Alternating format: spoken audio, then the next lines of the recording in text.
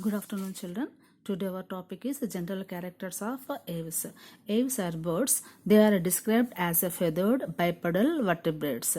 Birds are unique in having feathers, and the birds are originated from the dinosaurs in Jurassic period and modernized in the Cretaceous period. Even though the birds have many reptilian characters, they are highly specialized than the reptiles. This made Huxley to state that birds are the glorified reptiles.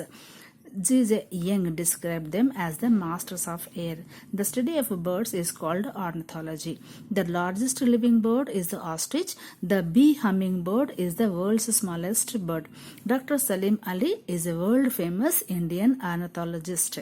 Here, next come to the general characters. Here, birds are warm-blooded, or they are also called as a hemiotherms.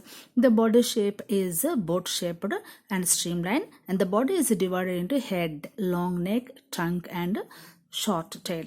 The forelimbs are modified into wings, and hind limbs are adapted for walking, running, swimming, and perching. Perching means sitting on a branch of tree.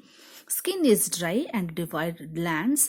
That means the glands are absent except only one gland known as oil gland.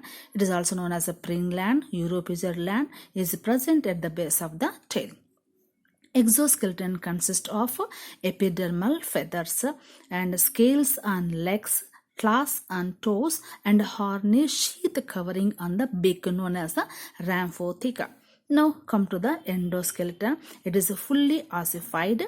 That means the bones are hardened bones, and long bones are hollow with air cavities. That means the inside the bones the empty space is present known as a pneumatic. Skull is monocondylic. That means it is present in the skull only one occipital condyle is present.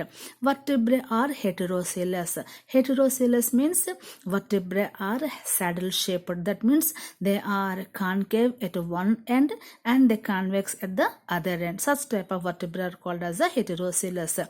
And the last thoracic, lumbar, sacral and anterior few caudal vertebrae are fused to form synsacrum. Here I am going to explaining here.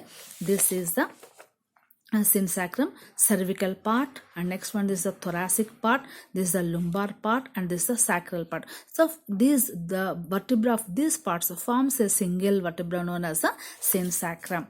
And next one, it is fused with the pelvic girdle to provide support to hind limbs. This synsacrum bone is fused with the pelvic girdle to provide support to hind limbs. And next one, a few posterior caudal vertebrae are fused to form a single bone known as the pygostyle that provides a support to the tail feathers.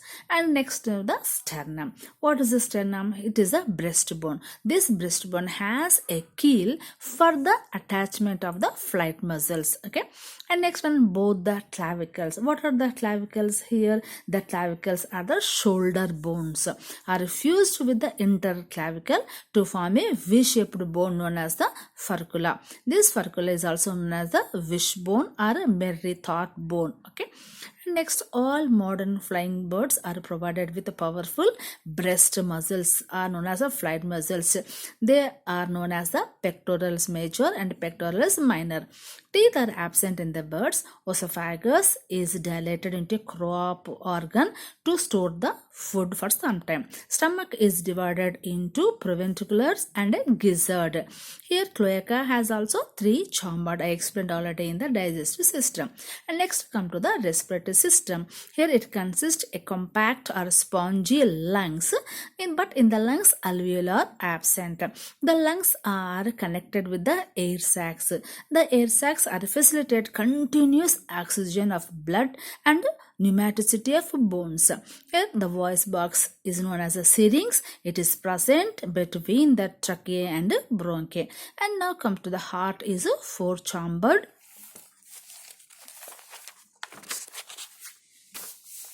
Four-chambered only. A right systemic arc is present and a renal portal system is reduced. Erythrocytes are nucleated.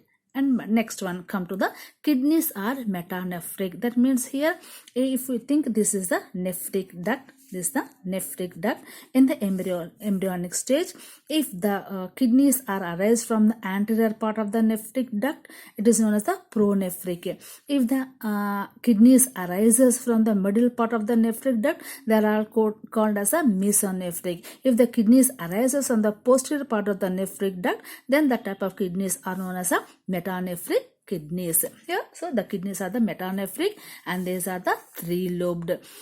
Three lobes are present in the kidney. The urinary bladder is except in ostrich, and the birds are the uricotelic. Now brain is a large olfactory lobes. This is a part of the brain are reduced, and 12 pairs of cranial nerves are present. And next one, eyes possesses sclerotic plates. So if you think this is the eyes, okay, this is in just around the eyes a plates are present known as sclerotic plates to help the provide to enter the dust. And comb shaped pectin projects from the retina into the vitreous humor. So inside the eye, a comb like a vascular or blood vessel is present known as the pectin. And the middle ear has a single ear acicle. Here in the ear only one bone, a long bone is present known as the columella iris. Next one, olfactory sense is very poor, and except in kiwi the sense organs are present. Sexes are separate, testes are paired, but the ovary and oviduct are present at the right side, and only one ovary is present. Next one, copulatory organs is absent in males. Next, all birds are oviparous. Eggs are megalocecal. That means a large amount of the yolk is present. If such type of eggs are called as a megalocecal. Cleidoic. That means eggs are covered by a shell. Then the type of eggs are known as a cleidoic. Fertilization is internal. Cleavage is meroblastic. That means in the zygote, the division takes place only the cytoplasm, not in the yolk. Such type of cleavage is known as meroblastic. And next one, the cleavage is discoidal. Means here the zygote divides into number of cells. Now these cells are arranged in the animal pole, not in the vegetal pole. And hatchings are altricial in the flying birds. Altricial means here the young ones depend on the parents. That type of hatchings are known as altricial, and in flying birds that occurs. And next one, precocial in the flightless means here these young ones depend themselves only, they never depend on the parents. These are the general characters of the aves. Thank you.